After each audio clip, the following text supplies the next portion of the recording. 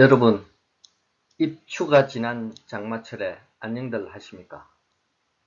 대한민국 행복론 제19강은 서로 다름, 즉 차이에 대한 인식 전환을 주제로 한 내용입니다. 미국 뇌신경과학자이면서 종합병원의 뇌의사였던 질 테일러 박사라는 여성분이 계십니다. 1996년 12월 병원 출근을 준비하던 어느 날 아침에 자신의 좌뇌에서 뇌출혈이 시작되어 뇌 전체가 완전히 파괴되는 경험을 직접 하게 됩니다. 8년간의 재활을 거쳐 테드 강연에 나선 테일러 박사는 자신의 생생한 체험을 이야기하는데요. 그 요지는 우리가 가지고 있는 좌뇌와 우뇌는 그 이질성이 마치 완전히 다른 성격의 인격체 두 개를 가지고 있는 정도라는 것입니다. 좌뇌와 우뇌가 확연히 다르다는 테일러 박사의 경험은 이미 뇌신경과학계에서 널리 알려진 사실입니다. 좌뇌와 우뇌는 서로 관심을 갖는 시점이 다르고 정보를 처리하는 방식도 다르며 표현하는 방식도 다르기 때문이지요. 그럼에도 불구하고 우리들은 둘의 차이에서 발생하는 갈등을 크게 눈치채지 못하고 용케 공동체를 구성하며 문명을 일구고 살고 있는 것입니다. 각 개인의 차원에서는 큰 문제가 되지 않는 이러한 서로 다름이 개인을 벗어나 타인이나 타 집단으로 확대되면 완전히 다른 이야기로 전개됩니다. 약 350만 년 전에 인간종, 즉 호모족은 총 6종이 있었다는 것이 통설입니다. 그러나 5만 년 전에 호모 사피엔스에 의해 멸종된 네안데르탈인의 사례에서 보듯이 피부색이 다르고 눈 색깔이 다르고 말이 다르다는 등의 차이 때문에 5종의 호모족들을 모두 멸종시키고 현재 지구상에는 오직 호모 사피엔스라는 인간종 한 종만이 살고 있습니다. 즉 최소한 인간종에 있어서 350만 년 동안 이어져 온 생존의 법칙은 나와 같지 않은 것에 대한 적대감, 호스틸리티의 표출이었습니다. 살육과 정복 및 멸족이었지요. 서로 다름과 적대감의 동일시라는 호모족의 생존 등식은 내 이웃을 내 몸같이 사랑하라 는 신약 성경의 등장으로 인하여 비로소 금이 가기 시작합니다. 여기서 사랑의 대상으로 말하는 이웃이란 나의 혈족, 나의 종족, 나의 종교 및 나와 다른 언어를 사용하는 다른 사람을 지칭합니다.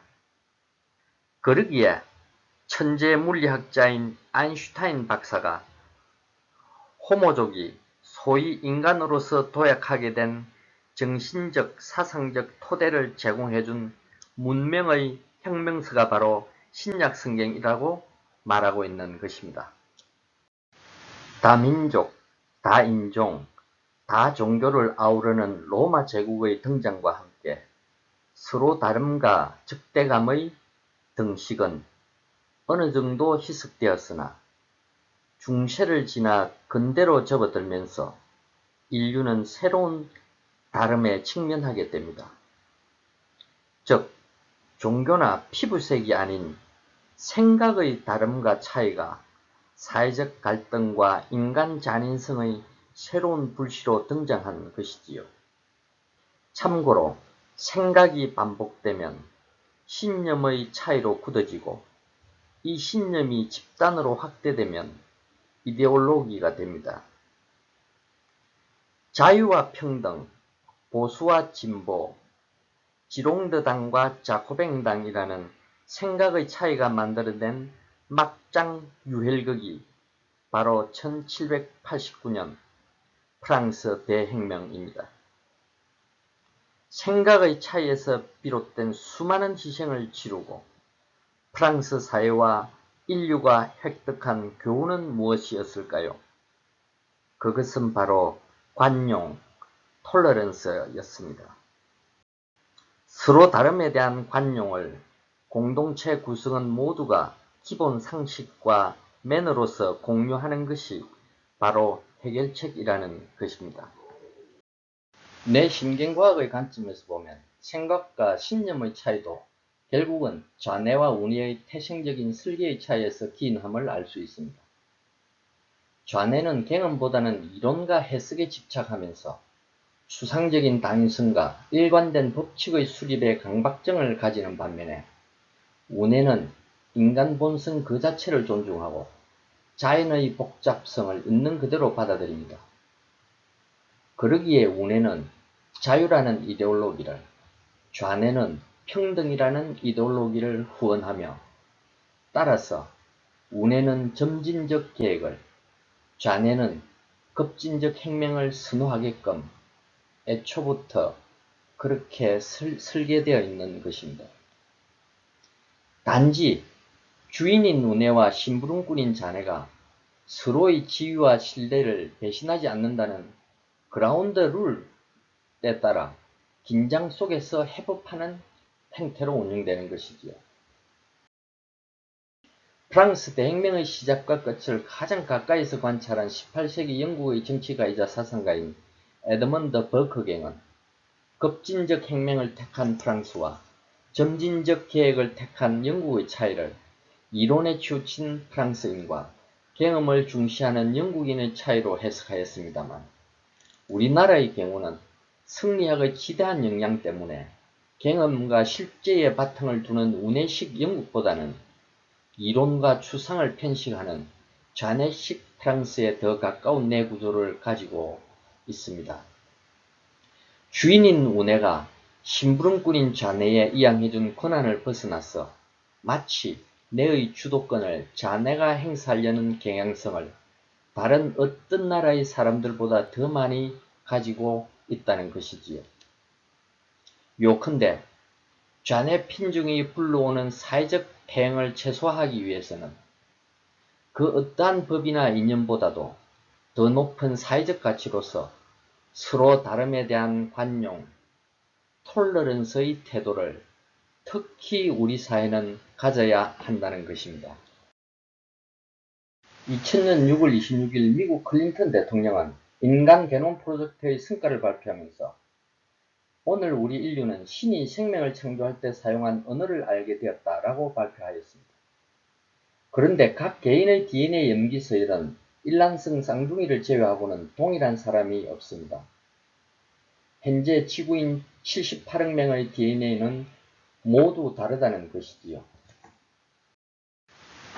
서로 다름을 대하는 관점과 태도의 진화가 바로 인류 문명의 발전과 특정 민족의 흥망성쇠와 궤를 같이 하였습니다.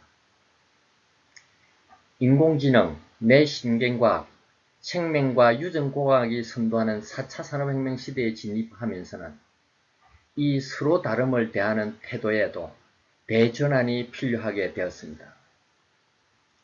그 인식의 대전환은 서로 다름에 대하여 관용이라는 소극적 인식이 아니라 도리어 서로 다름이 인간 생존과 공동체의 발전에 축복, 셀리브레이션이라는 인식의 전환인 것이지요. 서로 다름을 타인을 공격하기 위한 도구로서가 아니라 공동체의 생존과 진화에 꼭 필요한 축복이라는 태도를 가져야만 건강한 공동체 속에서 개인이 행복할 수 있는 것입니다. 다름을 차이나 차별이 아니라 축복으로 인식하는 사람은 일상생활에서 어떤 행동을 보일까요? 김요셉 목사의 초등학교 선생님 사례를 뽑았습니다. 미국인 어머님을 둔 호네라인 김요셉은 수원에서 태어나 초등학교 3학년 때까지는 한국 학교를 다녔습니다. 영어는 ABC 알파벳도 모르는 상태에서 초등학교 4학년 때 갑자기 미국 미시건으로 전학을 갔습니다. 전학 간 첫날 첫 수업이 공교롭게도 선생님이 말하는 영어 단어의 스펠링 말하기였습니다. 창피와 수모를 각오하고 있던 요셉에게 선생님은 분필을 들고 칠판을 마주보도록 합니다. 그리고는 이렇게 말하지요. 얘들아, 요셉은 한국이라는 곳에서 태어나서 한국어를 아주 잘한단다. 요셉아, 선생님 이름을 한국말로 써줄래? 선생님 이름은 샤프야. 요셉 학생이 칠판에 한글로 이름을 써나가자 교실은 환호성의 도가니로 변했습니다. 마치 대형 박물관에 쓰여진 상해문자를 쓰고 해독하는 고고학자처럼 어색해질 수 있도록 선생님이 미리 배려해 주신 것이지요.